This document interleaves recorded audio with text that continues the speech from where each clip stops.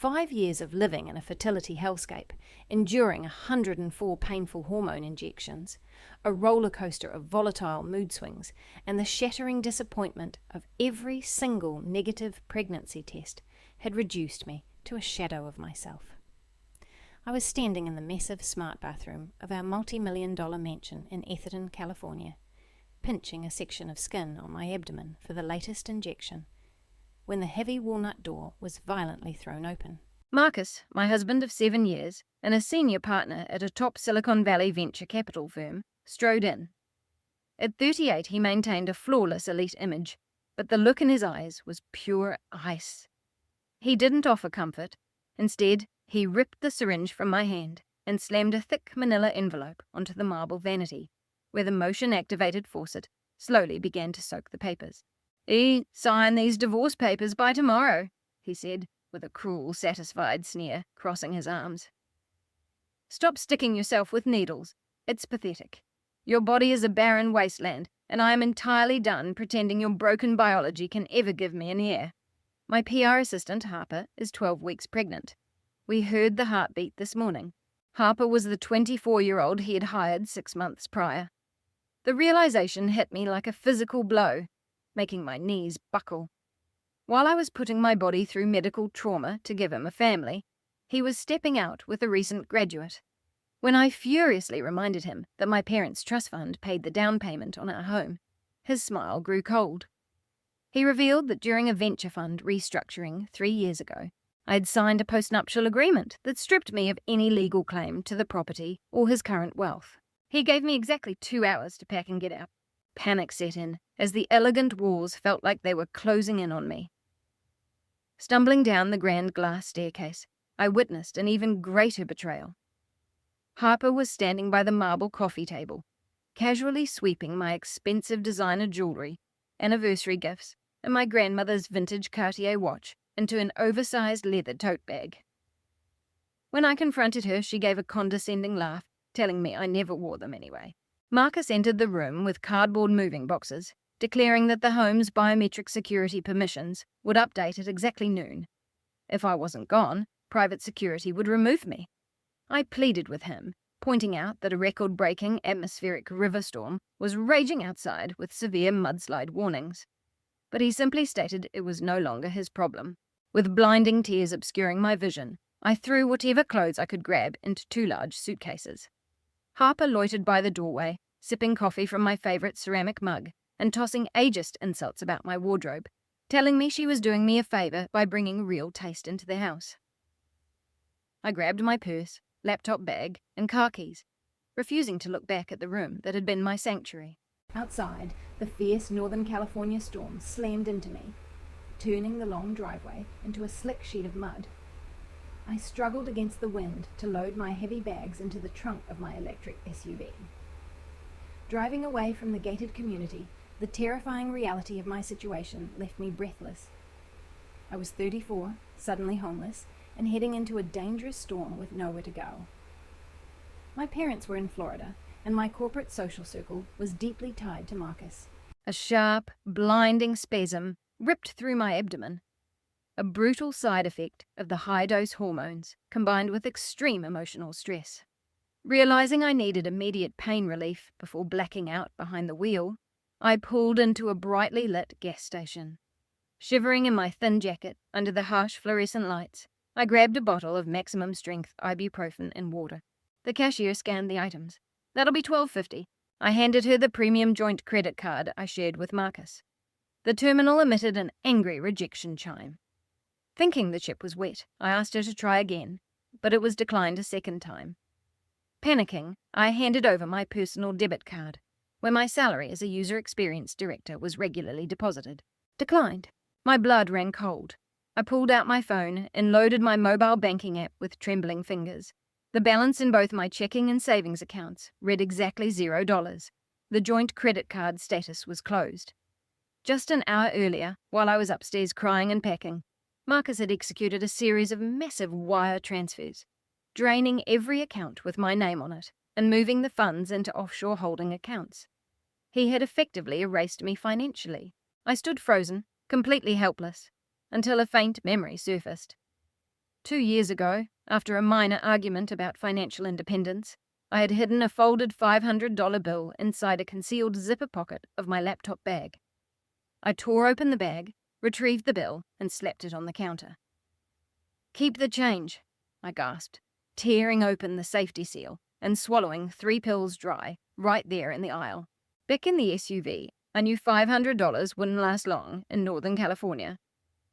Seeking a place where Marcus and his high-powered attorneys couldn't easily find me, I drove deep into the Santa Cruz Mountains. An hour later, I pulled into the muddy driveway of a rundown, cash-only off-grid motel. Cabin 4 was a damp, freezing nightmare with peeling wallpaper and a noisy heater that produced no warmth. Before I could even unpack a spare sweater, bright, aggressive headlights cut through the dusty curtains. A black Mercedes G-Wagon had blocked my SUV. My mother-in-law, Victoria, and my sister-in-law, Chloe, stepped out of the vehicle, wrapped in expensive cashmere coats. Victoria, a woman who possessed a cold country club beauty, informed me that Marcus had tracked my vehicle's location through his corporate account. "Hand over the keys," Chloe demanded with a smug smile. Marcus made the down payment on this SUV through his venture fund. Legally, it belongs to his firm. We are here to repossess it. When I protested that this car was my only shield against the streets, Victoria stepped closer, pointing a manicured finger at my chest. She told me I was a toxic weed who had contributed nothing to the family, wasting her son's wealth on useless medical procedures. She declared that Harper was giving the family a real heir, and threatened to call the police to report the vehicle stolen if I didn't comply. The physical pain from the hormones, the freezing temperature, and the total psychological destruction left me completely hollow. My hands were numb as I pulled the heavy key from my pocket and dropped it into Victoria's leather-gloved palm. They drove away, leaving me stranded in the dark as the exhaust vanished into the gale. I tried to retreat into the cabin, but my legs finally gave out. The weight of the betrayal was too heavy. My vision narrowed, and I collapsed onto the porch, my face resting against the rough, damp wooden planks. As the adrenaline completely faded, my body began shutting down. Then a new sound cut through the howling wind, the heavy rhythmic crunch of tactical boots moving with absolute purpose. The door of the neighboring cabin opened, and Logan Sinclair stepped into the storm. At 42, Logan was a towering, imposing figure with a rugged build, trimmed stubble, and sharp, observant eyes. Clad in a heavy tactical jacket, he moved with the swift, trained precision of a former Navy SEAL. Locking onto my unmoving form, he didn't hesitate. He squatted beside me, checked my pulse with a warm hand, and effortlessly lifted my unconscious body into his broad chest, shielding me from the downpour as he carried me into his modern off-grid sanctuary. Waking up to the comforting crackle of a wood-burning fireplace, I found myself on a leather sofa beneath a heavy heated blanket. The physical pain in my pelvis flared as I sat up, frantically searching for my laptop bag. Logan stepped forward, holding a steaming cup of coffee. His low, raspy baritone instantly steadied my racing heart. "Drink this," he commanded. "You were nearly frozen. The storm knocked out the main power grid, but my generator is running. You're safe here." I took the mug and pulled out my phone to check the time. The display was flooded with notifications, topped by an email marked urgent from the HR department of the tech company where I had successfully worked for 5 years. My breath caught as I read the dense corporate language. It was a notice of immediate termination with no severance. Marcus had weaponized his position as a senior venture partner, contacting my executive board and threatening a total corporate boycott unless the alleged source of a catastrophic core source code leak was terminated. He had provided a fabricated digital footprint and altered IP logs pointing directly to my security credentials. He knew my senior director salary was my only leverage in divorce court, so he dismantled my professional reputation in minutes, effectively blacklisting me from the industry. A suffocating sob escaped my throat. Marcus was hunting me down like prey. Logan returned from the kitchen with a bowl of hearty beef stew, placing it on the coffee table. He offered no empty platters of pity. "Eat," he said quietly. "You can't fight a war on an empty stomach, and you look like you're about to step onto a battlefield." As I shifted on the sofa, my unzipped laptop bag tipped over, scattering my thick stack of IVF medical records across the floor. the prominent logo of the elite Beverly Hills fertility clinic visible on the folders. Logan leaned down to help me gather them, his sharp eyes scanning the complex medical terminology on the cover page. He frowned, looking from the documents to my pale, pained face. "You're experiencing severe hormone withdrawal," he noted with surprising medical accuracy. I nodded, too exhausted to hide my shame. Logan tapped the thick files, a dangerous, calculating expression on his face. "Let me borrow these records for the night," he said, his deep voice carrying an underlying command. "I have a friend who's an expert in this field, who owes me a significant favor. Something about these clinic logs doesn't sit right with me." With nothing left to lose, I pushed the files across the table. Logan gave a brief nod and retreated to the other side of the cabin to make a phone call. The next afternoon, the heavy wooden door swung open and Logan walked back in. The calm, composed demeanor he possessed the night before was entirely gone, replaced by a storm of barely controlled fury.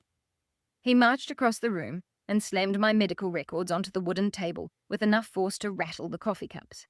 "Listen to me very carefully," Logan said, his jaw tight. "There is nothing wrong with you. You are not barren, and you were never the cause of those failed fertility treatments." I shook my head in utter confusion. The clinic had performed hundreds of tests, showing me data that consistently labelled my hormone levels as insufficient. Logan leaned over the table, his large hands flat on the wood. "Your doctor was on Marcus's payroll. The lab results you saw over the last 6 years were entirely fabricated. My team breached the clinic's encrypted server logs early this morning to verify the raw data. Your biological markers are flawless. You are completely fertile. The air left my lungs. If I was healthy, why did the transfers never work? Because Marcus abused unapproved underground biohacking drugs and banned testosterone therapies in his 20s to maintain extreme energy levels in the tech scene. He is 100% sterile and has irreversible genetic damage," Logan revealed, his words striking my chest like heavy stones. "He has known since before he met you that he could never naturally father a child. He subjected you to 6 years of hormone injections, just to shift the blame away from himself." The room began to spin. Marcus had intentionally subjected me to painful procedures, invasive surgeries, and devastating psychological abuse, just to protect his fragile ego, while watching his mother demean me at every family dinner. "And Harper," I whispered, "if Marcus is completely sterile, she can't be carrying his child." "She's carrying someone else's child," Logan stated flatly. "Whether Marcus knows that or is actively deceiving himself to maintain his perfect narrative doesn't matter. What matters is that your husband orchestrated a 6-year campaign of physical and mental torment against you." The sheer scale of the betrayal crashed into me. A primal, agonizing cry tore from the deepest part of my soul, mourning the years and health stolen by a monster. Before my knees hit the hardwood floor, Logan was there, catching me securely in his broad chest and holding my shaking frame tightly as I wept into his tactical jacket. He didn't tell me to calm down. He simply anchored me to the earth. When I finally looked up, his gaze had hardened into cold, unbreakable steel. He was staring out the window with a deadly, unspoken promise. Once my breathing steadied, Logan guided me back to the sofa and gently wiped the tears from my face. The silence in the cabin was heavy. "How do you have a team that can casually breach the encrypted servers of an elite fertility clinic?" I asked, my voice hoarse. "You live in an off-grid cabin. That kind of medical data is protected by multi-million-dollar firewalls." Logan leaned back in his chair. "I used to handle special operations," he stated calmly. "But this cabin was just a retreat from the realities of my actual life. My full name is Logan Sinclair." The name resonated instantly.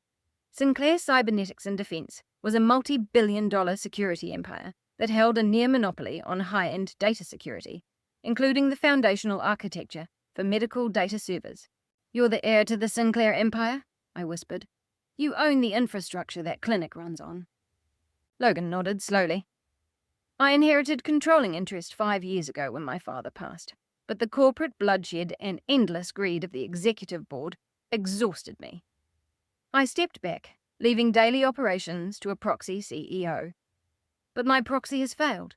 The executive board is currently attempting a hostile takeover to sell our core surveillance division to foreign investors who care nothing for data privacy.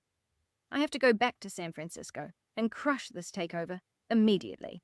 He stood up and began to pace, the rugged hermit completely vanishing, replaced by a cold, commanding billionaire ready to wage corporate warfare. "But my father was a traditionalist," he continued, turning to face me. "He established strict stability clauses in the family trust to activate my maximum voting rights and block the takeover.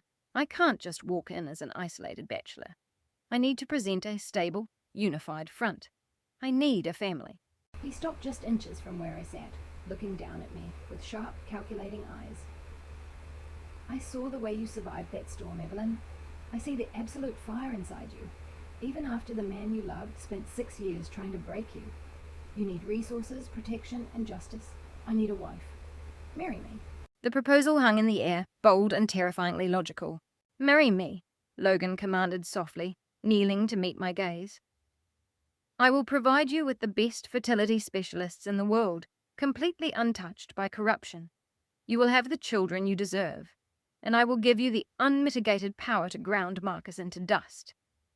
It was a marriage of convenience, built on mutual need and fueled by righteous fury. I thought of Marcus stealing my family heirlooms while laughing with his assistant. I thought of the 104 painful injections I endured for a man who knew he couldn't father a child. Logan was offering me the exact weapon I needed to dismantle the man who destroyed my life. I looked into Logan's unwavering eyes and nodded. "Yes." 48 hours later, the roads were clear. Dressed in a simple black dress, I accompanied Logan, who wore a sharp charcoal suit, to the county courthouse. With fast, efficient strokes of a pen, we signed our marriage certificate.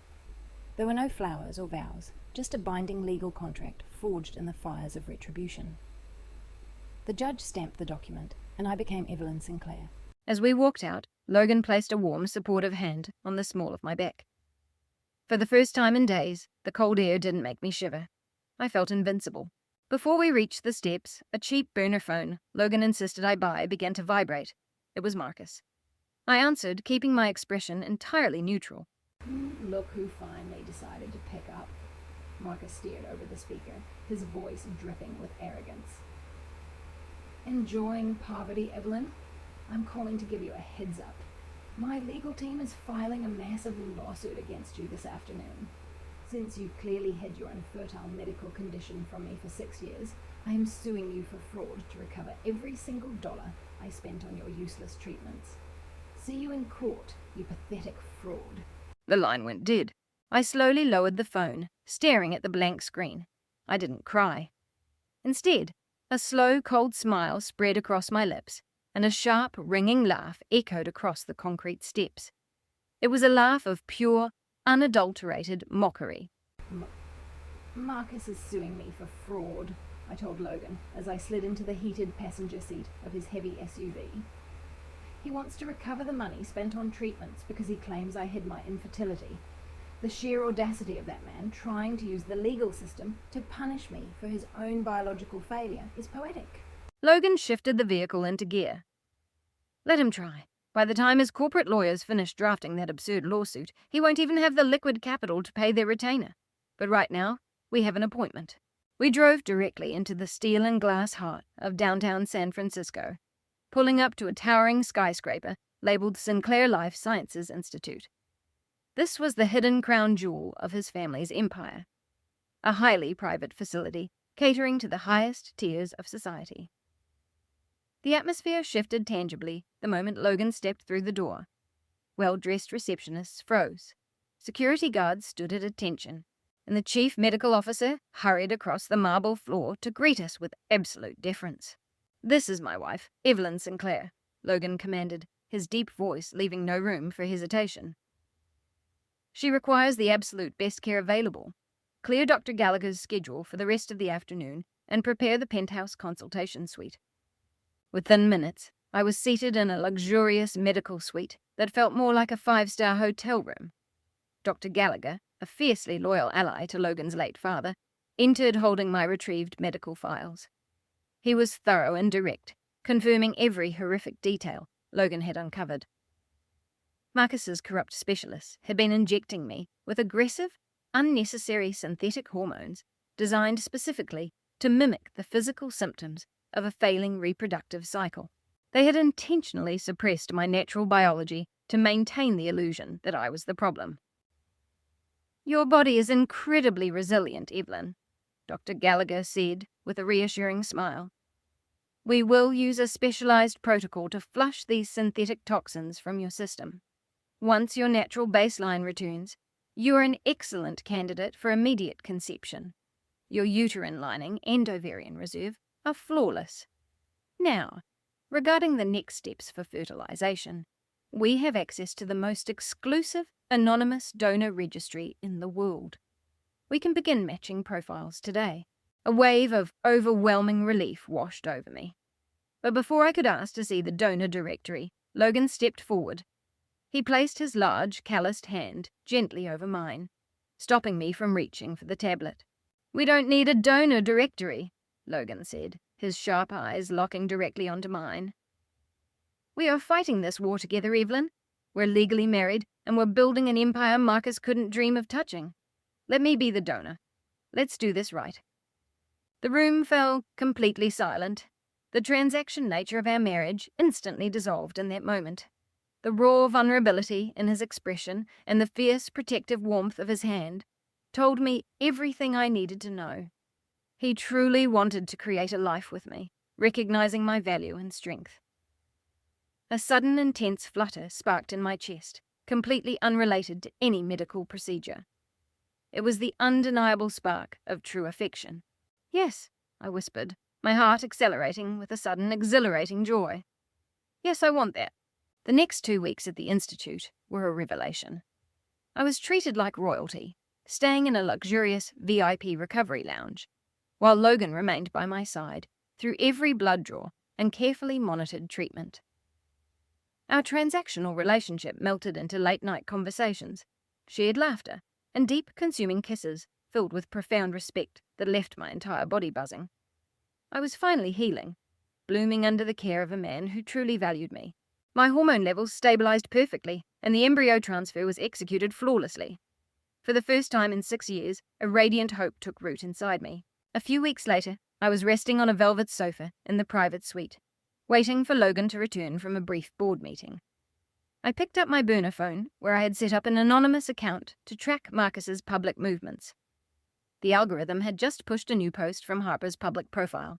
I clicked the notification, revealing a heavily filtered photo of Harper lying on a medical bed at a luxury ultrasound clinic, holding a long strip of black and white sonogram images with a triumphant smile. Marcus was leaning over to kiss her cheek, looking like a proud, expectant father. The caption below read, "Thanks for making room for a real woman. Boy mom upgrade." A month ago, those cruel words would have shattered me, leaving me hyperventilating on a cold bathroom floor. But sitting in the sun-drenched penthouse suite of the Sinclair Institute, wrapped in luxury cashmere and harboring a secret that would shatter Marcus's reality, I felt absolutely nothing. I didn't shed a single tear. I simply locked the screen and tossed the phone face down on the cushion. Harper could keep her superficial validation. I was far too busy building an empire. The heavy mahogany door clicked open, and Logan strode in, his sleeves rolled up to his elbows. Before he could ask if anything was wrong, Dr. Gallagher entered, holding a sleek digital medical tablet, a brilliant smile completely replacing his usual clinical composure. He looked directly at me, delivering the greatest news of my life. "Your serum levels are incredibly high in the best possible way, Evelyn," Dr. Gallagher announced, his voice filled with absolute triumph. "The transfer was a massive success. You're pregnant, and based on these initial hormone surges, you aren't just carrying one. Both embryos implanted perfectly. You're having twins." The air rushed from my lungs in a dizzying wave of pure joy. Twins. After 6 years of being told my body was a barren wasteland, I was going to be a mother to 2 healthy babies. Logan didn't say a word. The fierce billionaire, who had just spent 2 hours tearing through a boardroom of corporate sharks, dropped directly to his knees in front of the sofa. He wrapped his massive arms around my waist, pressing his face against my stomach. I felt his broad shoulders shaking silently as he let out a heavy, emotional breath. I ran my fingers through his dark hair, real tears of happiness slipping down my cheeks. "We did it," I whispered, my voice breaking. "We really did it." Logan looked up, his sharp eyes flashing with fierce loyalty. "We did," he promised, kissing my stomach firmly, before pulling me into a breathtaking embrace. "You are going to be the most incredible mother. I swear, anyone who ever tries to make you doubt that again will face the full weight of my wrath." A hard-won moment was suddenly broken by a harsh buzzing. The burner phone on the glass coffee table was ringing from a blocked number. I answered and placed it on speaker so my husband could hear. "Evelyn, don't hang up. It's Julian." A hurried voice came through the speaker. It was a former colleague and a rare junior partner with a conscience at Marcus's firm, calling from an encrypted line. "You are in serious danger. You need to contact the authorities and lock down your social security number immediately. Marcus has completely lost his mind. Harper has been pressuring him, threatening to leave with the baby unless he buys a $10 million beach mansion in Malibu in cash by the end of the month." For Nadered, I frowned, exchanging a confused look with Logan. "Marcus has a high income, but he doesn't have $10 million in liquid cash just sitting around. His legal assets are frozen in our ongoing divorce proceedings." "That's exactly the problem," Julian said, his voice dropping to a harsh whisper. "He didn't have the money, so he stole it. Marcus is covertly embezzling funds from his own venture capital firm, illegally draining cash from his most vulnerable client portfolios to pay for the mansion. But to move that scale of capital without triggering an immediate CC audit, he needed a bridge loan to cover a 30-day liquidity gap. The corporate bank board required a guarantor with flawless credit. A sickening realization formed in my stomach. "Julian, what did he do?" "He forged your signature, Evelyn," Julian confirmed, his utter disgust clear through the phone. "He dug up old guarantee documents from the first year of your marriage, altered the execution dates, and blatant forged your name to bypass mandatory credit checks. He intentionally tied his financial crimes directly to your name. If the venture fund collapses before he can secretly replace the stolen cash, the federal authorities will come after you. He is setting you up to take the fall for his embezzlement. Get a ruthless attorney and report identity theft before he signs the final closing documents this Friday." "It has stayed." Julian abruptly disconnected, leaving a heavy silence in the suite. Marcus wasn't just trying to replace me. He was actively trying to frame me for federal fraud to fund his mistress's lavish lifestyle. A normal person would panic. The old Evelyn would have frantically called the local police department to freeze her credit. But I wasn't the old Evelyn anymore. I was Evelyn Sinclair, and I was holding the hand of a billionaire with the power to buy the very ground Marcus walked on. I looked up at Logan. I didn't cry. Instead, a slow, predatory smile spread across my face, perfectly mirrored by the cold, calculating corporate hunger in my husband's eyes. "We aren't calling the police," I said softly, tossing the phone back onto the table. "If we stop him now, he'll just get a slap on the wrist for forgery." Logan pulled out his smartphone, his thumb already speed-dialing his elite corporate legal team. "You are exactly right," Logan agreed, a dark, lethal chuckle echoing in his chest. "We're going to let him buy that house. We're going to let him sign those forged legal documents and complete the embezzlement." He placed the phone to his ear, his gaze locked onto mine with absolute solidarity. "Get my chief litigator on the line," he commanded into the receiver, his voice echoing with unmitigated authority. "It's time to let Marcus finish digging his own grave." The mandatory asset mediation meeting was scheduled for a bleak Tuesday morning in a sterile, glass-walled conference room in downtown San Francisco. The court summons had arrived 2 weeks prior, a final attack from Marcus's legal team to force me into total submission, demanding I sign away any remaining legal claims to his venture portfolio and our shared Atherton home in exchange for an insulting settlement. I stood before the full-length mirror in Logan's bedroom, critically examining my reflection. At 4 months pregnant with twins, my body was visibly changing. The undeniable radiant glow of a healthy pregnancy was impossible to miss, and a distinct bump had formed. If Marcus saw me looking this vibrant, he would immediately know something was wrong. His entire narrative depended on me being a broken, infertile woman crushed by his rejection. Logan stepped up behind me, wrapping his arms around my waist and resting his hands gently over my stomach. He kissed the curve of my neck, his deep eyes meeting mine in the glass. "You look far too happy, Evelyn," he whispered, his deep voice carrying a dangerous edge. "If he sees you glowing like this, he might realize he's walking into a slaughterhouse." I smiled, leaning back into his solid chest. "Then we need to fix that." I reached into the back of the closet and pulled out the oldest, most oversized trench coat I owned. A drab, olive green monstrosity I had grabbed during my eviction. I threw it on, buttoning it all the way to my chin. The heavy, stiff fabric completely swallowed my frame, hiding any trace of the twins. I washed away the subtle warmth of my makeup, leaving my skin looking pale and exhausted, and pulled my hair into a messy, severe bun. Looking in the mirror, I perfectly embodied the defeated, destitute ex-wife Marcus expected to see. Logan drove me to the mediation centre in an inconspicuous sedan, parking a block away to maintain absolute secrecy. We had a plan meticulously crafted by his elite legal team. I just needed to play my part for the next hour. When I pushed open the heavy glass doors of the conference room, the toxic atmosphere hit me instantly. Marcus was already seated at the massive mahogany table, flanked by two aggressive corporate attorneys. He wore a bespoke navy suit, looking every bit the arrogant, untouchable Silicon Valley venture capitalist. But it was the person sitting next to him that made my blood run cold. Harper. She had absolutely no legal right to be present at a private asset mediation between a husband and wife, but Marcus had clearly brought her to inflict maximum emotional damage.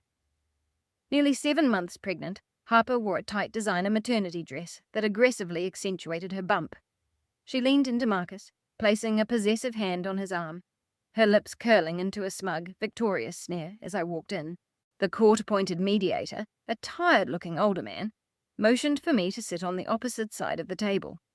I sank into the leather chair, pulling the oversized trench coat tightly around myself, my eyes fixed on the polished wood surface.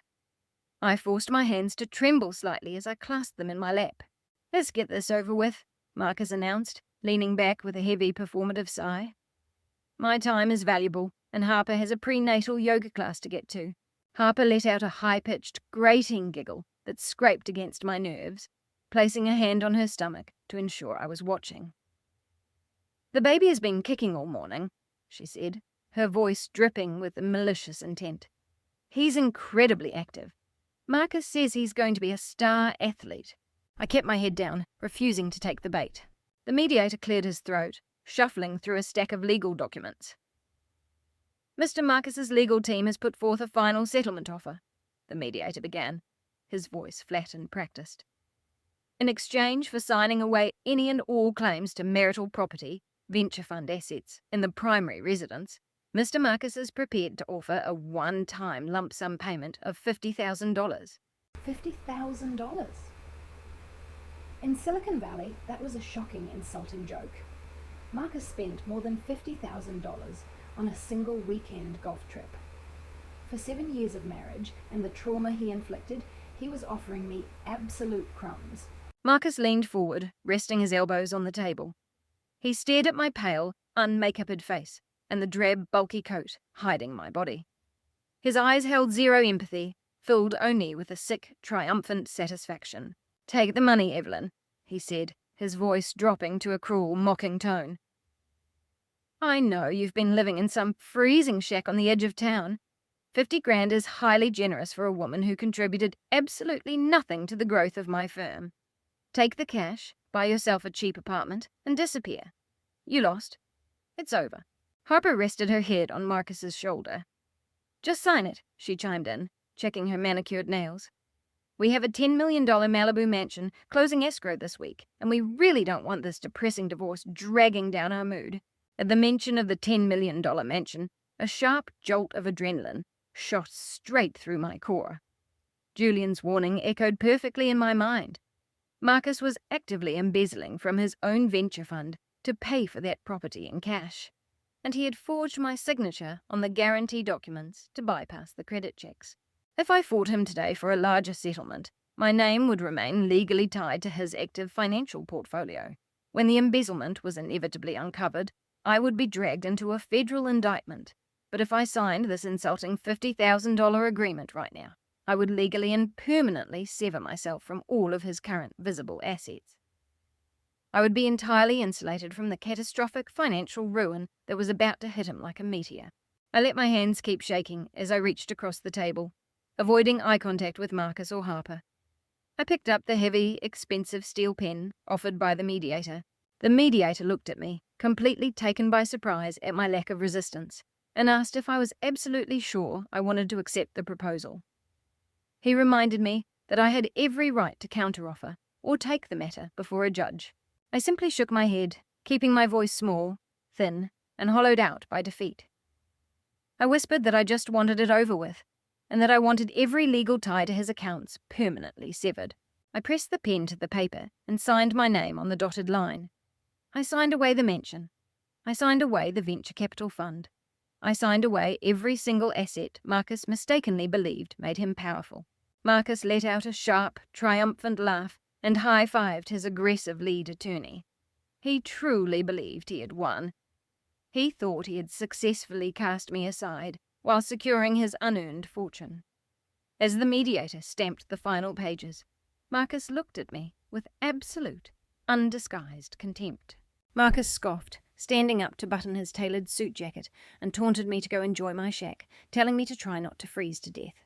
I stood up and wrapped my oversized trench coat tightly around my waist. I didn't say a single word. I didn't need to. I turned and walked out of the glass-walled conference room, leaving Marcus and Harper to gloat over their empty victory. As the heavy door clicked shut behind me, a slow, predatory smile finally bloomed across my face.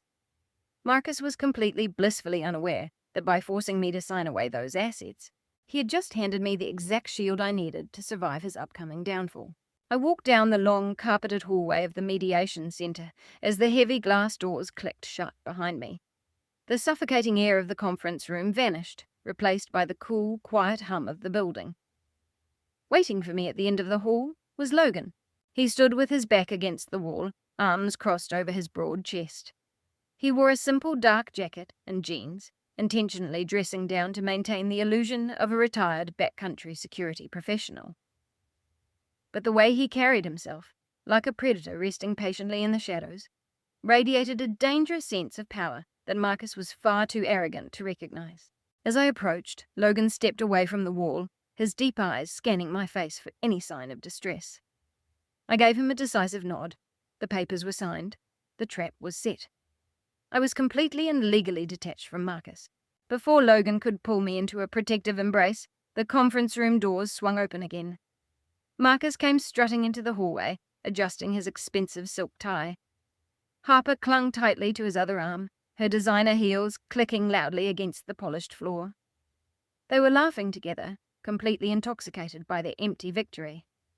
Marcus truly believed he had just saved his precious venture fund from his ex-wife.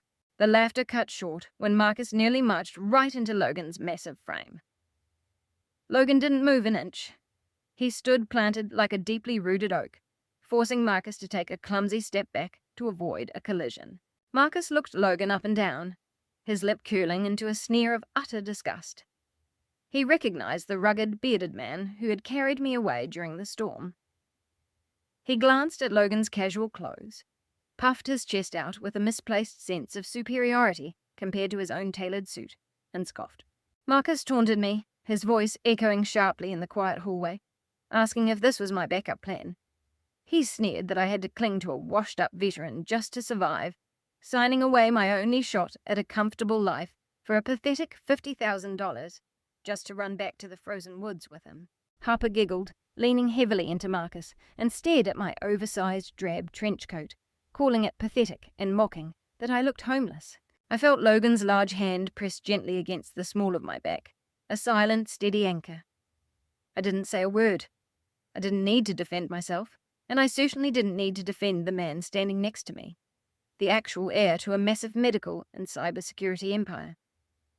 I just watched Marcus with a calm, unsettling silence that seemed to irritate him even more. Marcus spat that I was a pathetic loser, taking a step closer to Logan to try and assert his dominance. He pointed a manicured finger right at Logan's chest. telling him he better get used to paying my bills because I was completely broke and useless. Logan didn't flinch. He didn't raise his voice or puff out his chest. He looked down at Marcus with a cold, detached fascination, the way someone might observe an insect before stepping on it. Slowly, Logan reached into his jacket pocket and pulled out a sleek, encrypted smartphone. He didn't even look at the screen. His sharp eyes stayed locked onto Marcus's arrogant face as his thumb typed a single word with deliberate precision. And he hit send. The silence in the hallway stretched for 3 agonizing seconds. Then chaos erupted. It started with a sharp, frantic buzzing from inside Marcus's suit pocket. He ignored it at first, keeping his arrogant glare locked on Logan. But the ringing didn't stop. It escalated into a continuous, piercing alarm.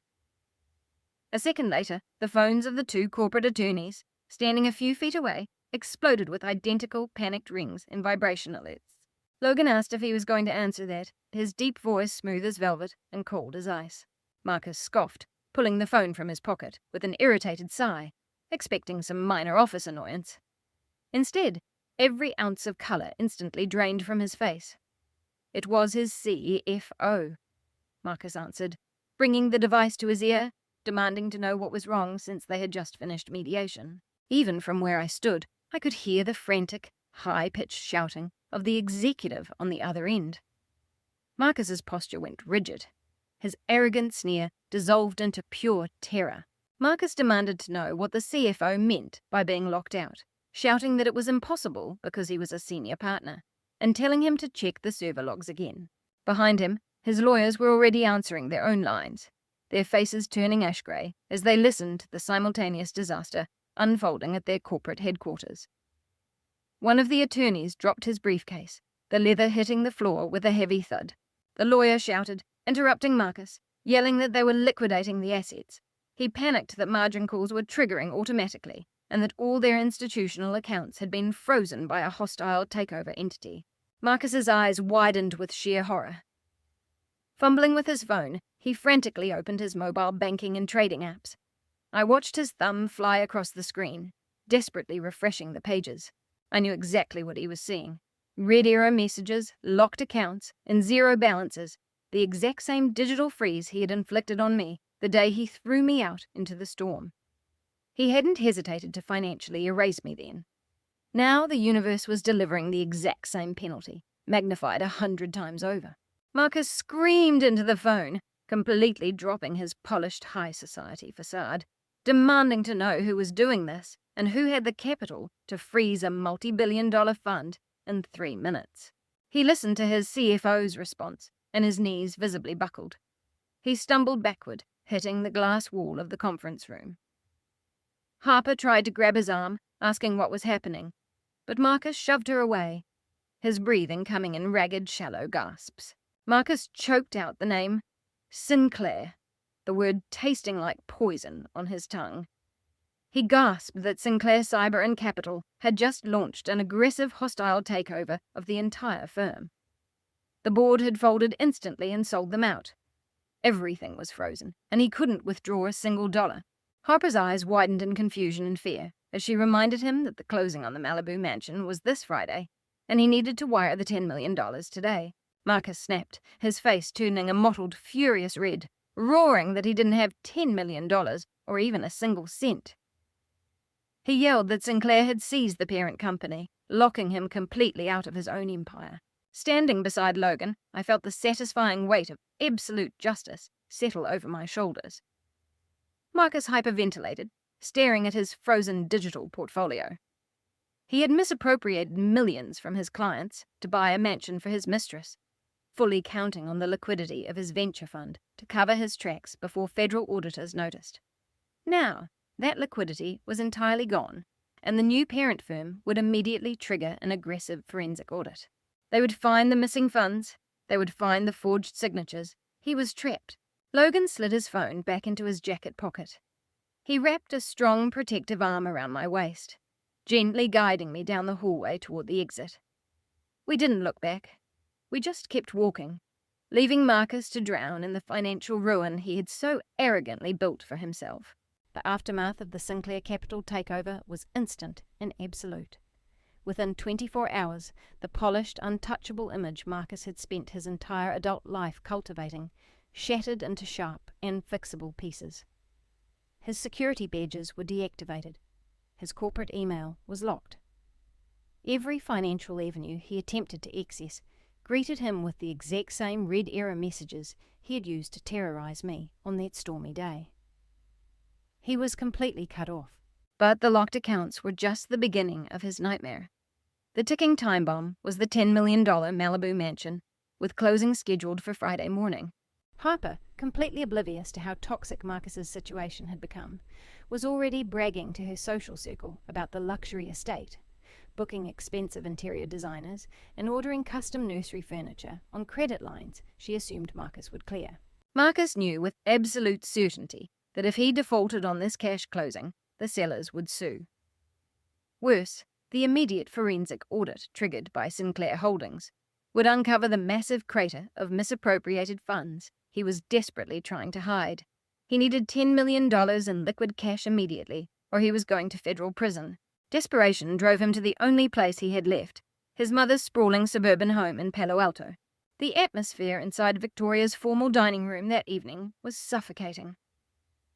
I knew the details of this gathering because Julian recounted every glorious second to me later. Julian, the kind colleague from before, was actually Marcus's younger brother, an elite employee who had always been marginalized by the family. Marcus paced across the Persian rug, his custom suit wrinkled, tie undone, and hair disheveled from running his trembling hands through it. Victoria sat at the head of the long table, gripping a wine glass, her face pale with shock as her golden boy spiraled.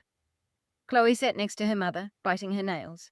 Julian sat quietly at the opposite end of the table, watching the collapse of the arrogant family that had always treated him like a second-class citizen. Marcus stammered, his voice cracking with panic, explaining that he needed a bridge loan because Sinclair had locked his assets during the takeover transition. He claimed it was just a temporary freeze, but the sellers wouldn't wait, and if he didn't wire the $10 million by Friday, he'd lose the deposit and face a massive default lawsuit. Victoria set her wineglass down with a sharp clink, stating coldly that she couldn't access her trust. She reminded Marcus that he had transferred her portfolio into his fund last year to inflate his assets under management, meaning her accounts were frozen right along with his.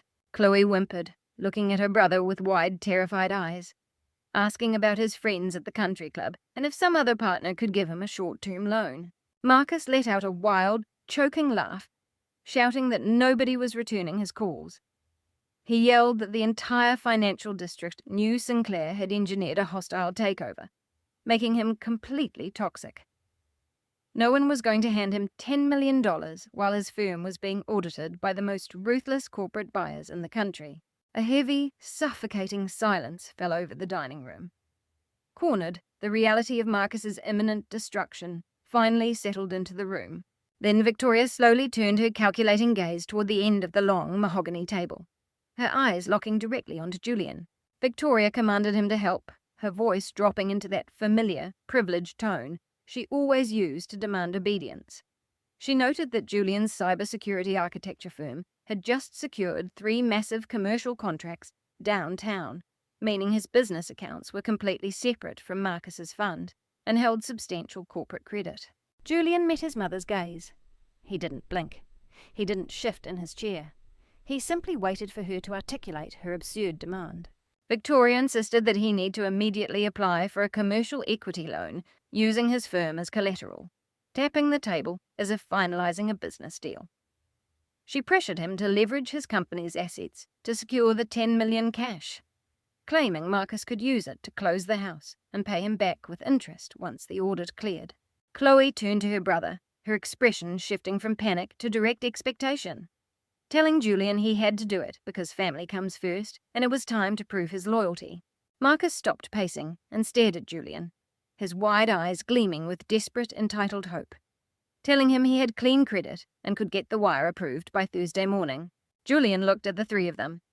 He looked at Marcus, the arrogant, narcissistic man who had tormented an innocent woman for 6 years. He looked at Victoria, the toxic mother who had always diminished him. Julian calmly picked up his linen napkin, wiped his mouth, and placed it neatly on the table. He stood up, looking down at the room with a quiet, unshakable dignity. Julian refused with absolute finality. Victoria gasped, clutching her chest as if she had been physically struck, demanding to know how he could dare refuse his family in a crisis. Julian smoothly corrected her as he buttoned his suit jacket, telling her she wasn't in a crisis. Her son was simply facing the direct consequences of his own arrogance. He stated clearly that he knew exactly why the accounts were frozen, that Marcus had forged my signature to bypass credit checks, and that he was actively misappropriating client money to buy a mansion for a 24-year-old assistant. Marcus stumbled backward against the edge of the dining table, all remaining colour draining from his face as Julian systematically dismantled his lies. Marcus whispered, his voice shaking with absolute terror, asking how Julian knew all of this. Julian fired back, his eyes narrowing with disgust, telling Marcus he wasn't blind or stupid. He revealed that while Marcus thought he was playing the all-powerful venture god, Julian had seen the raw data and had delivered everything directly to Sinclair. Julian turned and strode out of the dining room, leaving the once golden boy and his enablers alone to face their inevitable catastrophic ruin. The scale of Marcus's financial collapse was staggering, but what made it truly remarkable was Harper's complete ignorance of it. While Marcus was desperately scrambling to avoid federal prison and frantically calling ex-colleagues who had already blocked his number, Harper was entirely consumed by the illusion of limitless wealth. She had booked a premier winery in Napa Valley for her baby shower, a lavish, wildly over-the-top event costing nearly $100,000, all charged to an account Marcus was desperately trying to hide from the incoming Sinclair auditors. Harper wanted the event to be a coronation. She invited every tech wife, every venture capital spouse, and every socialite she had aggressively courted over the last 6 months. She wanted everyone to see that she had successfully claimed the golden partner and his fortune. But her greatest prize, the ultimate flex she needed to validate her stolen life, was ensuring that I knew exactly what she had taken from me. That morning, a specialized courier drove up to my rented cabin through the cold California winter wind. Logan was out running errands, so I answered the door myself. The courier handed me a heavy, oversized square envelope, sealed with thick gold wax. I didn't need to open it to know who it was from. The performative calligraphy and the sheer weight of the cardstock shouted Harper. I walked back into the kitchen and dropped the envelope onto the small wooden table, staring at it as a familiar sickening dread tightened in my chest. Even though I knew I held the power now, and that Logan and I had just dismantled Marcus's entire empire, the psychological scars of 6 years of manipulation don't vanish overnight. My hands trembled slightly as I broke the gold wax seal. Inside was a heavy ivory card embossed with gold foil lettering, detailing the time, location, and a ridiculously extravagant theme. But it was the small handwritten note tucked inside that made my breath catch.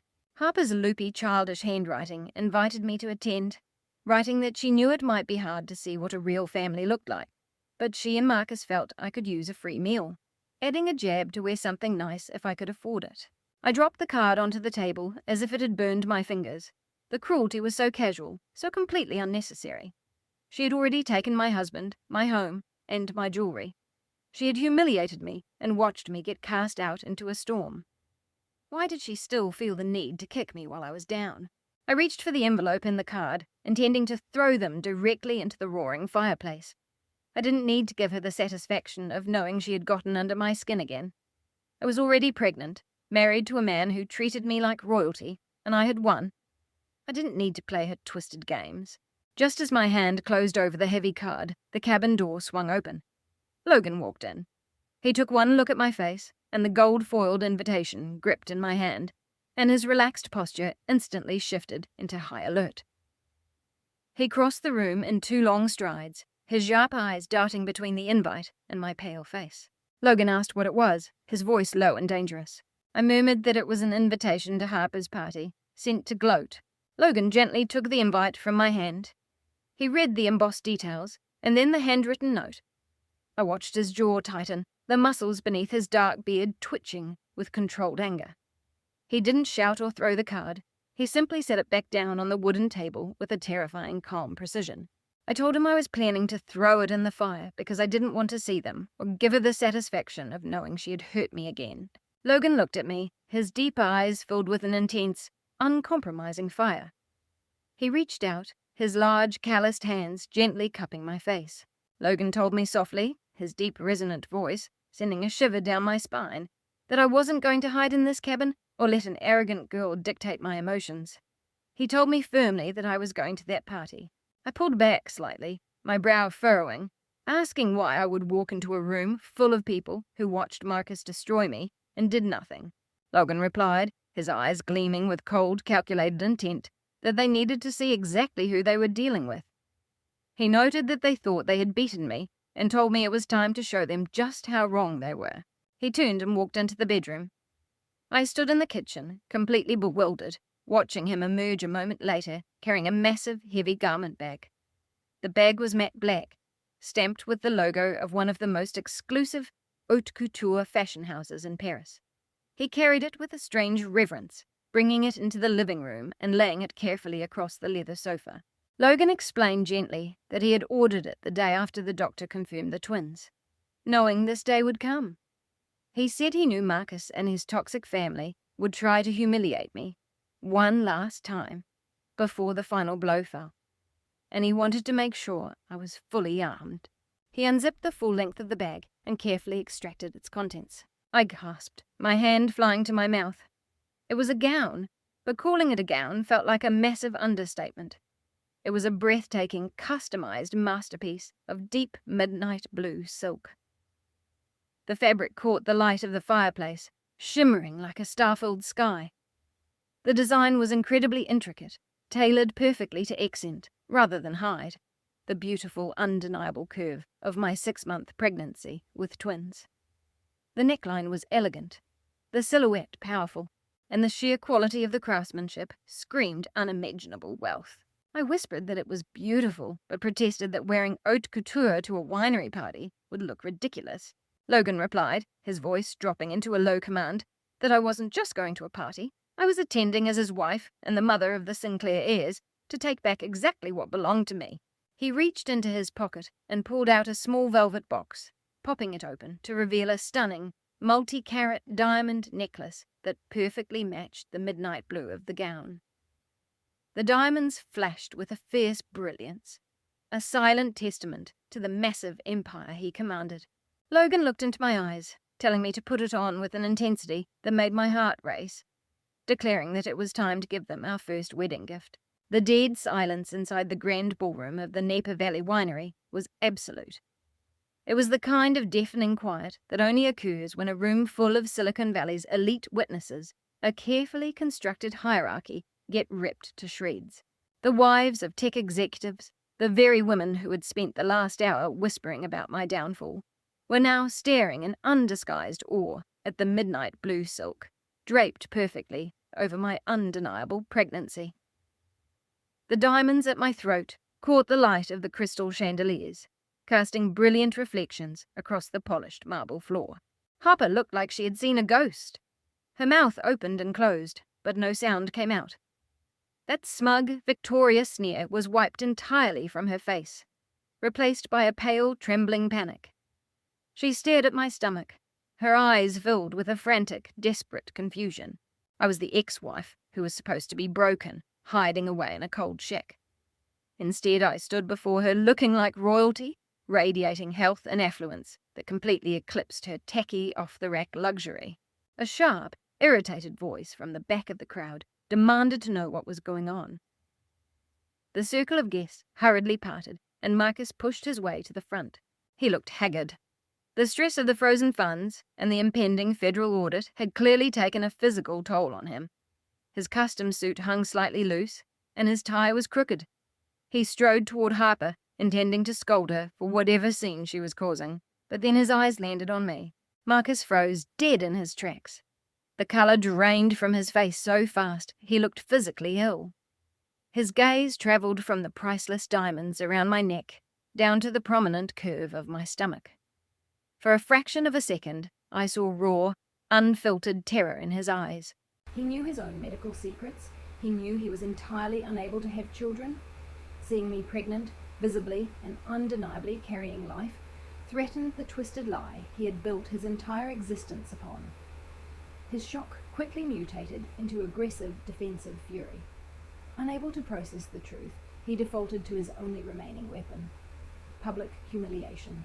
Marcus demanded to know if I was pregnant, his voice echoing harshly through the quiet ballroom as he let out a loud, derisive laugh that sounded unhinged, asking if it belonged to the broke veteran security guard.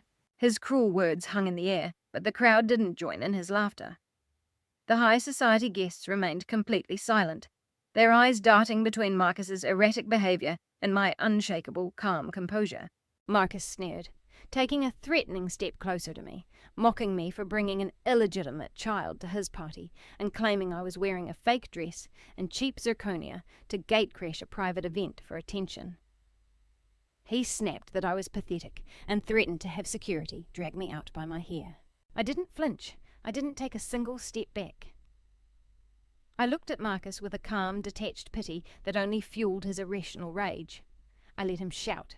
I let him expose his fragile, desperate ego to every wealthy corporate partner in the room. He was a cornered animal, snapping wildly at the air, completely unaware that the trap had already snapped shut around him.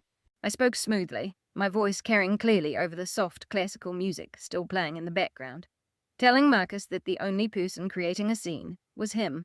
Before Marcus could unleash another venomous insult, a massive commotion erupted at the main entrance of the ballroom. The towering oak doors weren't just opened. They were thrown wide by two broad-shouldered men in crisp black suits wearing earpieces. The string quartet cut off abruptly. Every head in the room snapped toward the entrance. Logan strode into the ballroom. He was no longer the rugged man in a flannel shirt from the woods. He wore a masterfully tailored black Tom Ford tuxedo that stretched perfectly over his massive frame.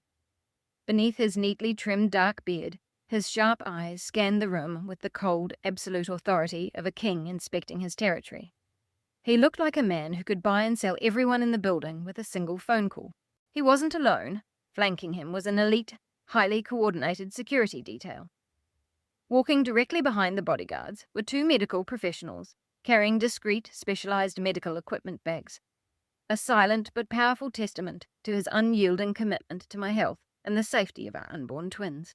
The atmosphere in the country club instantly shifted from idle gossip to a palpable, spine-chilling tension. The wealthy guests instinctively stepped back, parting like the Red Sea, to give Logan a clear, unobstructed path. The general manager of the winery, a man known for his extreme snobbery, practically sprinted across the marble floor, sweat pouring down his face as he intercepted Logan in the center of the room and bowed deeply. The manager welcomed him loudly enough to carry across the dead-silent ballroom, addressing him as Mr. Sinclair and stating that his VIP suite was prepared exactly to his specifications. The name dropped like a localized earthquake. Sinclair. The wives of corporate executives gasped, clapping their hands over their mouths. The venture capital partners in the room went rigid, their eyes widening in pure shock. Everyone knew exactly who Sinclair was. He was the billionaire mogul of medical security and cyber defense, the ruthless corporate buyer who had just dismantled Marcus's fund and frozen billions in assets. Marcus froze. His eyes darted frantically between the bowing club manager and the massive billionaire standing in the center of the room in a custom tuxedo. I watched the exact second cognitive dissonance shattered Marcus's brain. He looked at Logan's face, recognizing the rugged features of the man he had mocked in the mediation hallway just days prior. The washed-up, broke security guard was the billionaire owner of Sinclair Cyber and Defense. Logan ignored the trembling club manager, his piercing dark eyes locking directly onto Marcus. He moved forward with a slow, deliberate stride until he stood right by my side. He didn't shout. He didn't need to.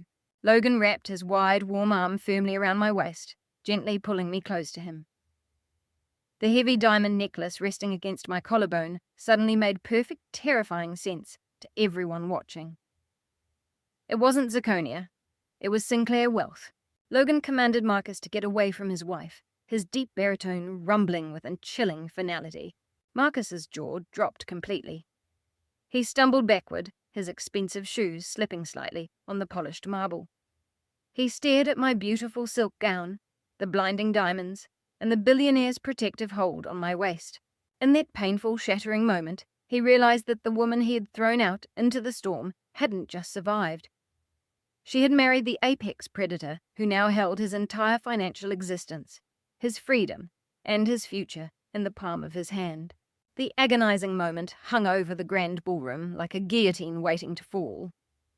Marcus stood completely paralyzed, staring at the massive billionaire, holding me with fierce loyalty. Logan didn't gloat or make any dramatic threats. He simply looked down at Marcus with a cold, suffocating finality, then turned his back. Logan gently guided me toward the private VIP suite, leaving the entirety of Silicon Valley high society to witness Marcus's absolute public undoing. The party didn't end with a celebration. It concluded with a brutal, humiliating eviction. While Logan and I enjoyed a quiet, elegant lunch upstairs, the club manager approached Marcus and Harper with a stack of declined credit card receipts. Marcus's accounts were completely frozen by the Sinclair takeover, leaving him unable to settle the $100,000 tab for the lavish event. The whispers of the wealthy corporate wives mutated into open laughter as security escorted a screaming, humiliated Harper and a pale-faced Marcus out through the back service doors of the country club. But for Marcus, the nightmare was only beginning. By Monday morning, the luxurious glass-walled headquarters of his former venture fund had been entirely occupied by Sinclair Holdings. Marcus sat in his locked corner office, with the blinds tightly drawn, his custom suit wrinkled and his hands shaking violently as he poured himself a third glass of scotch before noon. The polished hallways outside were swarming with ruthless forensic auditors, men and women in crisp suits carrying encrypted tablets, systematically dismantling every ledger, portfolio, and hidden account Marcus had managed over the last decade. His paranoia was suffocating. Every time a shadow passed the frosted glass of his office door, his heart pounded against his ribs. The $10 million Malibu mansion he was supposed to close for Harper was a ticking time bomb. He had blatantly misappropriated those funds directly from his most vulnerable clients, forging my signature to bypass the credit checks for the bridge loan. A sloppy, desperate crime, committed by a man who thought he was absolutely invincible. Now, surrounded by Sinclair's elite financial predators, Marcus knew it was only a matter of hours before they discovered the missing millions. Federal prison was no longer a distant threat. It was a rapidly approaching reality. Marcus paced his office, his mind racing to find a way out. A scapegoat, a loophole, anything to save his fragile ego. He pulled out his phone, considering calling Harper to map out a backup plan, when 3 sharp, authoritative knocks echoed against his locked oak door. Marcus flinched, spilling scotch onto his expensive rug as he backed away from the door, his breathing shallow. The auditors had found it. They had found the forged documents. Slowly he unlocked the door, his hand trembling on the brass handle. But standing in the hallway wasn't a forensic auditor. It was a private courier in an unmarked uniform holding a heavy, sealed black envelope. The courier stated flatly that it was a private delivery for Marcus and was highly confidential. Marcus snatched the black envelope, slamming the door shut and locking it instantly. He stumbled back to his desk, his paranoid mind spinning as he tore open the thick seal, expecting a federal subpoena or an indictment notice. Instead, a crisp white card fluttered onto his mahogany desk, followed by a thick stack of medical files printed on heavy paper. Marcus picked up the card. The handwriting was sharp, precise, and completely familiar. It was Julian's script. The note stated that Marcus had mistakenly believed he could build a legacy on lies and abuse, treating people like garbage to protect his fragile ego, and told him to enjoy the absolute truth because he deserved every bit of it. Marcus tossed the card aside, his palms sweating as he reached for the medical file. The glossy logo at the top of the first page turned his blood to ice. It was the official crest of the Sinclair Life Sciences Institute, the exact ultra-exclusive facility where Harper had been bragging about receiving VIP prenatal care. Marcus flipped through the pages frantically, assuming Julian had somehow illegally obtained Harper's prenatal records to blackmail him. His eyes raced through the dense medical terminology, scanning for Harper's name, looking for any anomaly in the pregnancy. But Harper's name wasn't on the file. Marcus stopped on the third page, his eyes locking onto the patient identification block clearly printed in the upper right corner. The name printed in bold letters was his own. These weren't prenatal records. These were the raw, unedited, highly confidential urological and fertility reports from the corrupt specialist he had bribed 6 years ago. Julian had managed to secure the unaltered original data Marcus had spent hundreds of thousands of dollars to bury forever.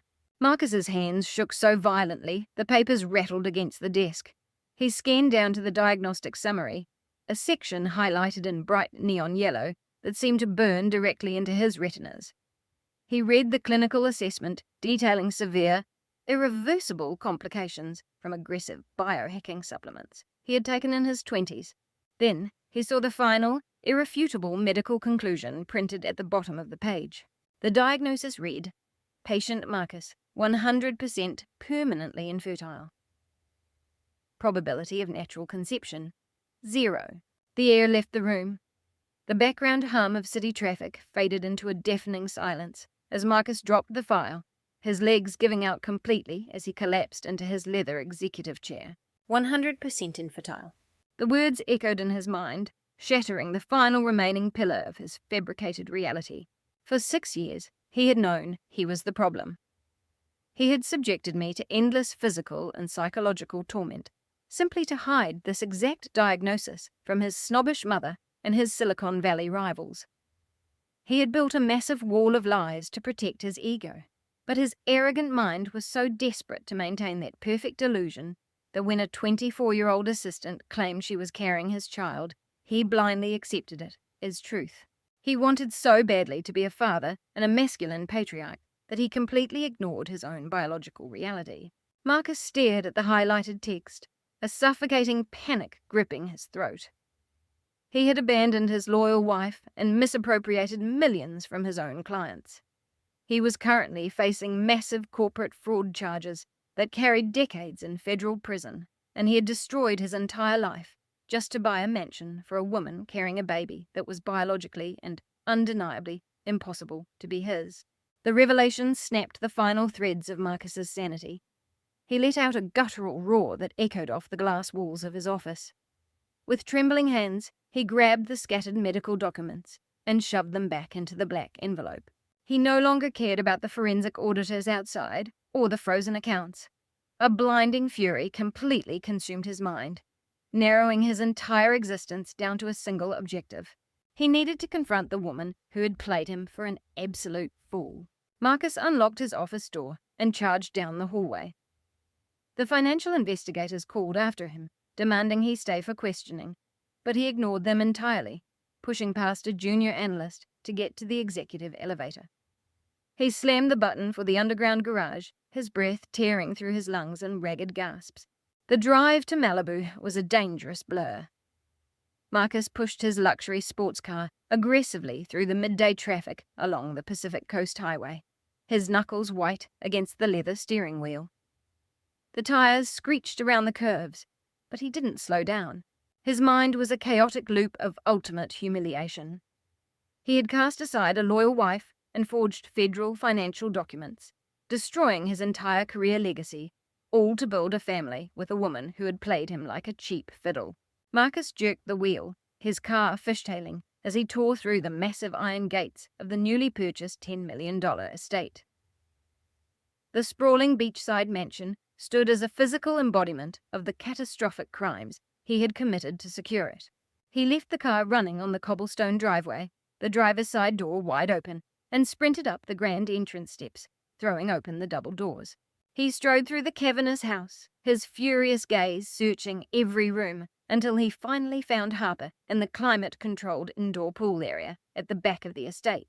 The room was steamy, filled with the scent of chlorine and expensive tropical plants. Harper was lounging comfortably on a plush white chaise by the turquoise water, wearing a designer silk robe draped loosely over her belly. She was sipping a pink mocktail from a crystal glass and scrolling through her phone with a look of absolute entitlement. Marcus didn't hesitate. He marched across the heated tile floor, his heavy approach finally making Harper look up. She let out a sharp, irritated sigh, completely oblivious to the danger radiating from his rigid posture. Harper complained about him tracking mud onto the floor she had just had cleaned. Marcus marched right up to the chaise lounge and slammed the heavy black envelope directly onto her chest. The thick cardstock hit her hard, scattering the confidential medical file across the white cushions and the wet tile floor. Harper let out a sharp shriek, dropping her crystal glass as it shattered on the floor, sending the pink mocktail pooling across the pristine tile. She yelled, "Demand to know if he was crazy and what was wrong with him." Marcus roared at her to read it, his voice cracking with unhinged rage as he pointed a trembling finger at the scattered papers, telling her to read the medical diagnosis from the exact clinic she had been bragging about. Harper frowned, brushing the spilled liquid off her robe as she leaned down to pick up the papers. Her eyes scanned the dense medical terminology. Marcus watched her closely, waiting for the confusion, the denial, and the frantic tears. But none of it happened. The moment Harper hit the highlighted text confirming his absolute infertility, her transformation was instant and chilling. The giggling, naive assistant act vanished entirely. She sat up straight, the fabricated panic draining from her face as she tossed the medical file onto the floor and looked up at Marcus. Her eyes were completely dead, devoid of any warmth or emotion, and a slow, calculating sneer spread across her lips. Harper spoke, in a voice stripped of its high-pitched tone, casually stating that she guessed the secret was officially out. Marcus stumbled back, as if physically struck, staring at her with pure horror. He choked out that she knew all along and demanded to know who the father was, asking whose child he had just ruined his life to pay for.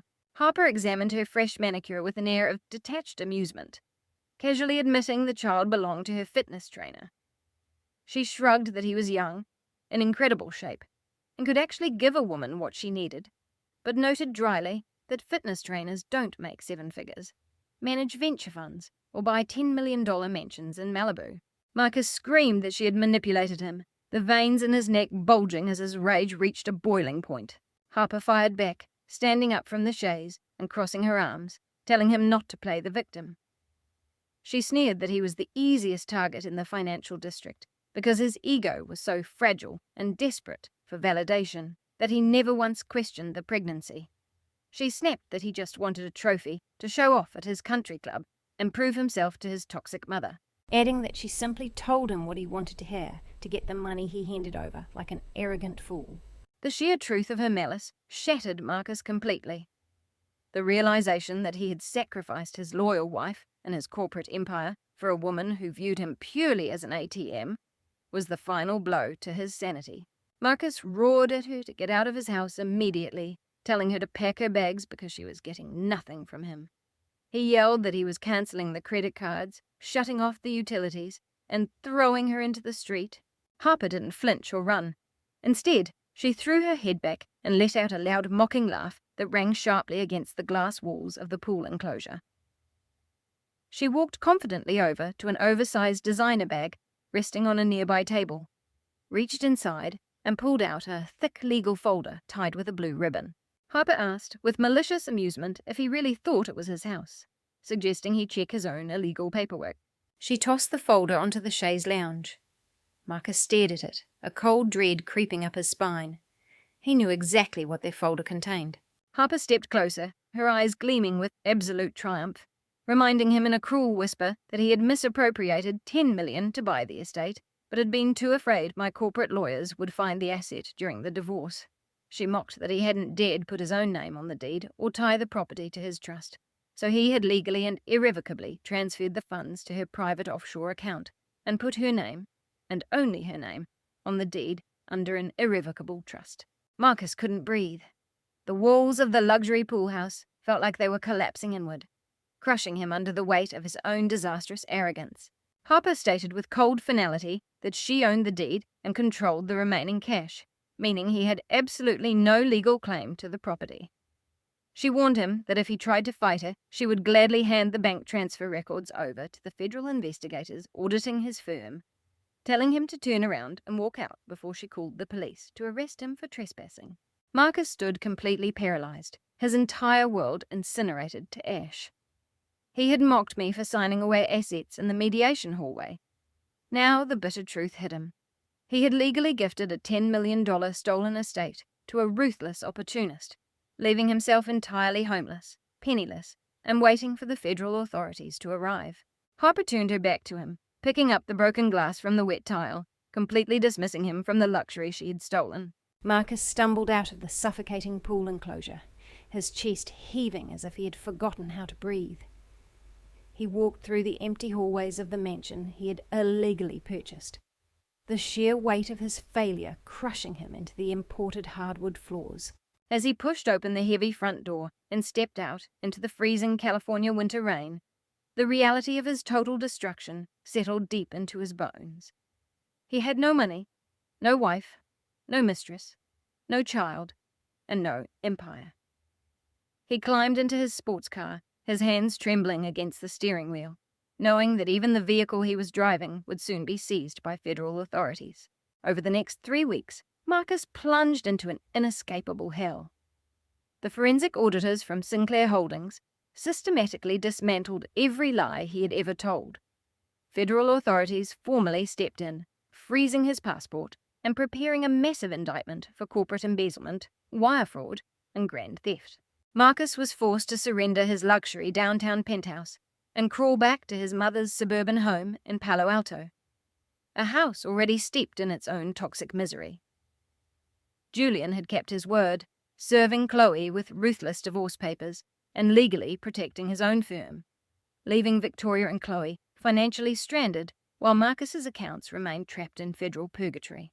Marcus spent his days pacing Victoria's living room, drinking cheap liquor as he watched his legacy evaporate on financial news networks. He was facing a minimum of 20 years in federal prison. His former country club friends treated him like a contagious disease, and his high-priced defense attorneys demanded massive cash retainers he could no longer afford. He was completely out of options, but his mother, driven by spoiled privilege and blind desperation, refused to accept defeat. One evening, Victoria burst into the living room, clutching a glossy society magazine. She slammed the pages onto the coffee table, pointing a trembling finger at a full-page advertisement for the Sinclair Life Sciences Institute annual gala. This wasn't just any corporate dinner, it was the absolute pinnacle of high society, an ultra-exclusive, invitation-only gathering attended by the most powerful billionaires, politicians, and medical titans in the country. More importantly, the ad announced that the notoriously reclusive chairman of the Sinclair board would be making a rare public appearance to address shareholders and unveil a massive new philanthropic initiative. Victoria insisted frantically that this was their only shot, arguing that the chairman was the one who authorized the takeover and filed the fraud charges. She suggested that if they could meet him and explain it was all a misunderstanding, they might be able to beg for a settlement and ask for mercy. Marcus stared at the magazine, his stomach turning with sickening anxiety. It was a pathetic plan, but it was the only one they had left to keep him out of federal prison. Gaining entry to the gala required burning their absolute last favor in the city. Marcus contacted a disgraced former junior executive who owed him a favor and happened to be managing the catering logistics for the venue. After begging and promising future kickbacks he could never deliver, Marcus secured 2 backdoor vendor passes that would allow them to slip past the heavy security cordon and blend into the shadows of the grand ballroom. On the night of the gala, Marcus and Victoria arrived at the service entrance of the historic downtown San Francisco hotel. Marcus wore his last clean custom suit, though it hung loosely on his depleted, stressed frame. Victoria wore a recycled evening gown from 3 seasons ago, her face tight with nerves. They navigated the bustling service corridors, dodging staff carrying silver trays of champagne, until they finally slipped past the heavy velvet drapes into the back of the grand ballroom. The sheer, unimaginable luxury of the Sinclair Gala hit Marcus like a physical blow. Massive crystal chandeliers bathed the room in a golden glow. Towering cascades of white roses and orchids lined the walls, and the room was packed with the absolute elite of finance and technology. Marcus recognized several billionaires he had spent years trying to court, men who wouldn't have given him a second look. Now the massive power of the Sinclair empire was on full display, making Marcus realize just how small his own stolen fortune had truly been. Marcus and Victoria hid behind a marble pillar near the back of the room, their eyes scanning the crowd frantically for anyone who looked like the chairman. Marcus clenched his hands, his palms sweating as he rehearsed the pathetic, grovelling speech he was about to deliver. He was ready to kneel, ready to cry, ready to do anything to avoid the cold reality of a prison cell. Suddenly, the soft classical music playing throughout the ballroom faded into a gentle silence. The ambient lights dimmed, and a brilliant spotlight cut through the darkness, illuminating the grand double-sided staircase at the far end of the hall.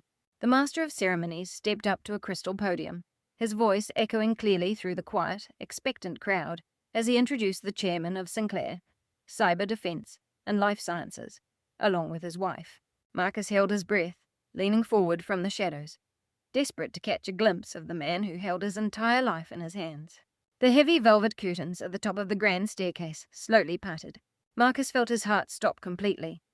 The air was violently sucked from his lungs, and his knees locked, refusing to support his weight. Stepping out from behind the curtain and into the blinding spotlight was the rugged, bearded man from the storm-swept mountains, Logan. He wasn't wearing a flannel shirt or waterproof boots. He wore a razor-sharp, custom black tuxedo that radiated an absolute, terrifying sense of authority. He moved with the effortless elegance of a king claiming his throne. But it wasn't Logan's presence that shattered Marcus's brain entirely. It was the woman on his arm. I took a step forward, pausing at the top of the marble staircase. I wore a breathtaking custom-made gown that shimmered like crushed diamonds, draping perfectly over the beautiful, prominent curve of my 8-month pregnancy with twins. My skin glowed with undeniable health.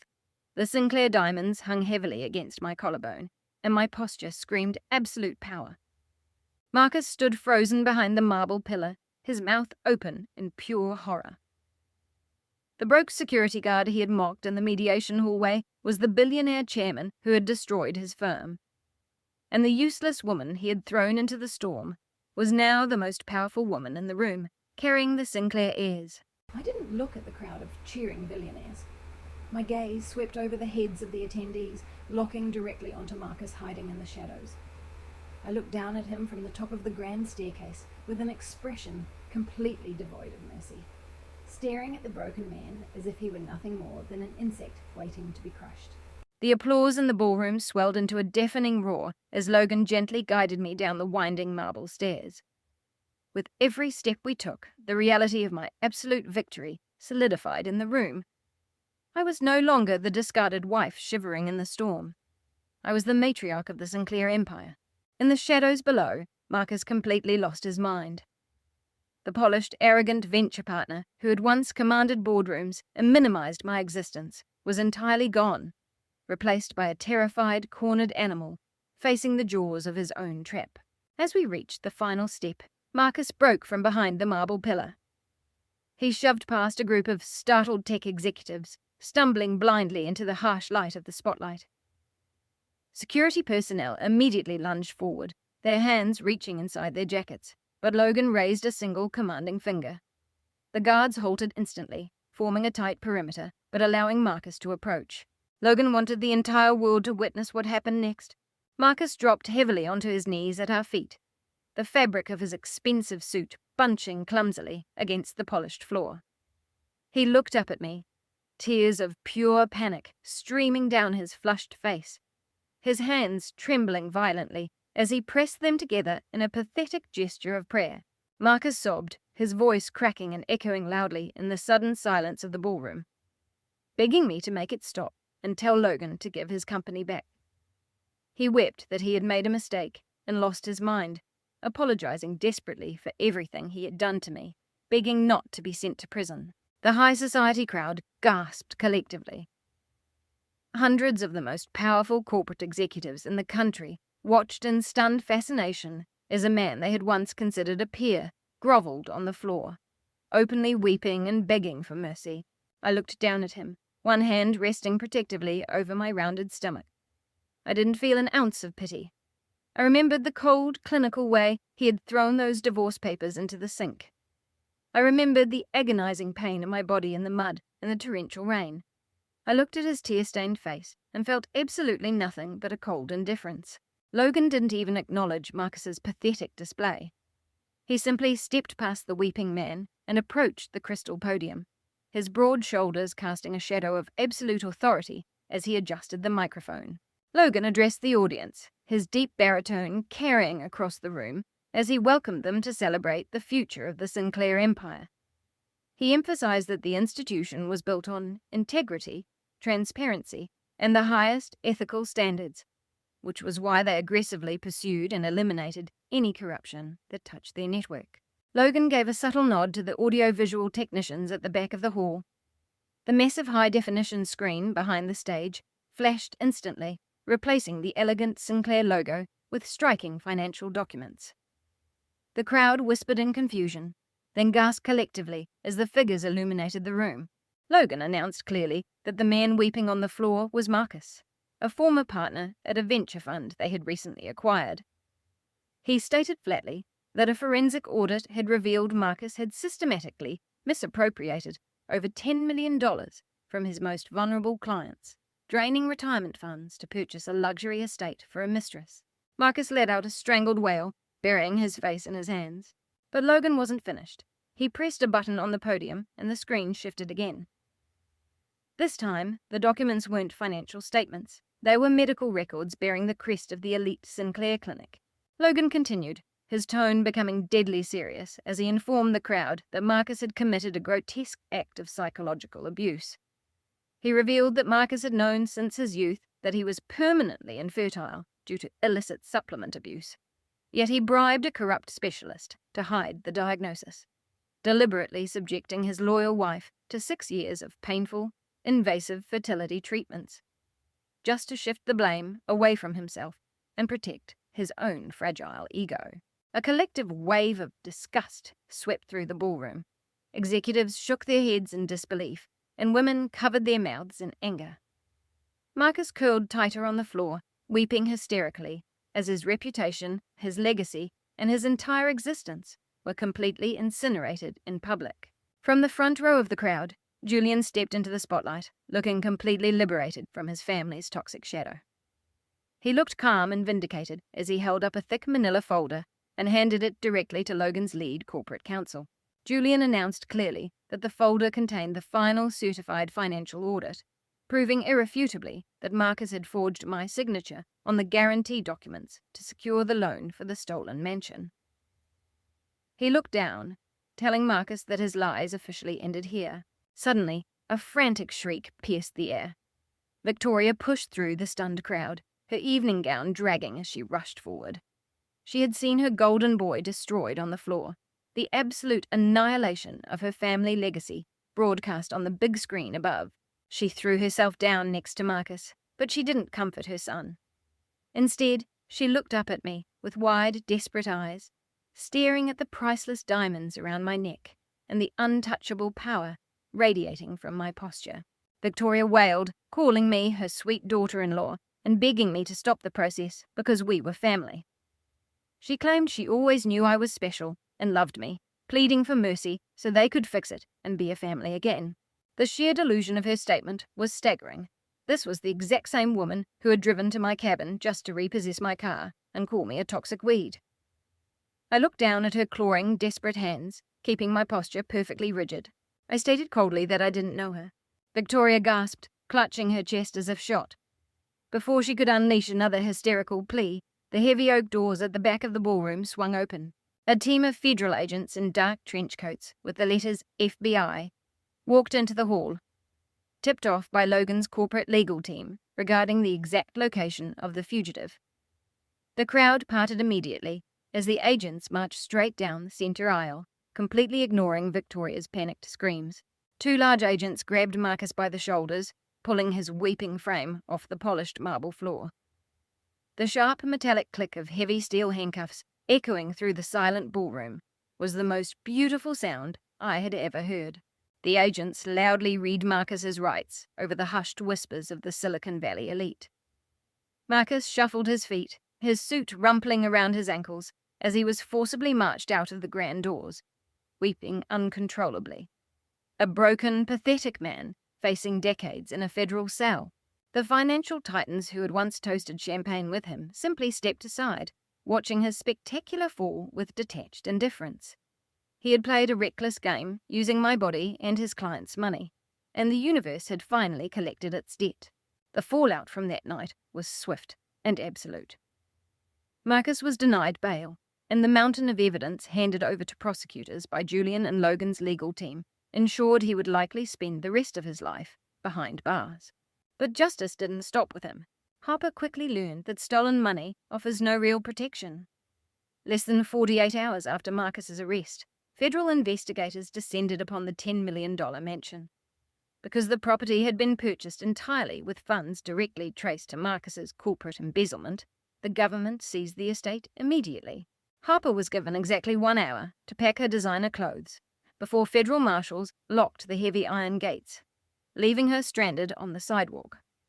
The fitness trainer, she claimed, was the real father, vanished the moment he realized she was broke and entangled in a federal fraud case. Harper was forced to move back into a cramped, run-down apartment in a rough neighborhood, raising her child in the exact poverty she had so maliciously mocked me for. Victoria and Chloe met an equally fitting fate. With Marcus's assets frozen and seized, the steady stream of unearned wealth that funded their lifestyle dried up instantly. Julian finalized his divorce with lethal efficiency, protected by an ironclad prenuptial agreement. He walked away with his highly successful cybersecurity firm in full custody of his young daughter, citing Chloe's complicity in the fraud and her unstable living environment. Without Julian's income or Marcus's stolen money, Victoria and Chloe were evicted from their sprawling Palo Alto home. The two women who had once driven to a freezing cabin to call me toxic were forced to sign a lease on a cramped one-bedroom apartment, stripped of their country club memberships and high society status, left to bicker over their total ruin. 2 years later, the bitter memories of that winter felt like they belonged to a completely different lifetime. The morning sun poured through the massive windows of our estate in Carmel by the sea, casting a warm golden glow across the nursery. I stood by the cribs, looking down at two beautifully healthy, sleeping babies. The pregnancy had been a smooth journey, supported by the absolute best medical team at the Sinclair Life Sciences Institute. I safely delivered our twins, a boy and a girl, without a single complication. They were the light of my life, living proof that my body had never been broken. I was no longer just a tech professional trying to appease a narcissistic husband. I had fully stepped into my own power. With Logan's vast resources and unwavering support, I established a massive, internationally recognized philanthropic division of Sinclair Safety and Life Sciences. As the head of the foundation, I directed millions of dollars toward providing elite legal representation and top-tier medical assistance to women facing reproductive coercion, medical gaslighting, and domestic manipulation. I spent every day ensuring that no woman would ever be controlled or cast aside the way I had been. I had turned my deepest trauma into an unbreakable shield for thousands of others. I walked out of the nursery and stepped onto the wide stone balcony overlooking the rolling green hills of our private estate. The warm summer breeze caught my hair as I leaned against the marble railing, taking in the peaceful sanctuary we had built. Out on the manicured lawn, Julian was happily tossing a baseball with his daughter. He remained one of our closest friends and a trusted ally, thriving in his newfound freedom. His architecture firm had partnered with Sinclair to design state-of-the-art secure housing facilities for the women my foundation rescued. He looked lighter and happier, completely unburdened by the toxic family he had rightfully left behind. I heard the familiar heavy footsteps behind me. Logan stepped out onto the balcony, his broad chest radiating the deep warmth I had fallen in love with. He approached me, holding our children effortlessly in his strong arms, pressing a gentle kiss to our daughter's head before leaning down to kiss our son's cheek. The rugged billionaire looked down at his children with a fierce tenderness that words couldn't fully describe. He wrapped his free arms securely around my waist, pulling me tight against his side. We stood there together in absolute silence, watching Julian and his little girl run across the grass. I looked out at the wide, sunlit horizon, feeling the steady heartbeat of the man who had pulled me out of the storm, and the soft breathing of the children I was once told I could never have. I stared straight ahead, a profound, unshakable peace settling deep into my bones. Marcus had told me I was a barren wasteland. He hadn't realized that by throwing me out into the rain and the cold, he was actually planting me in the exact soil I needed to conquer the world.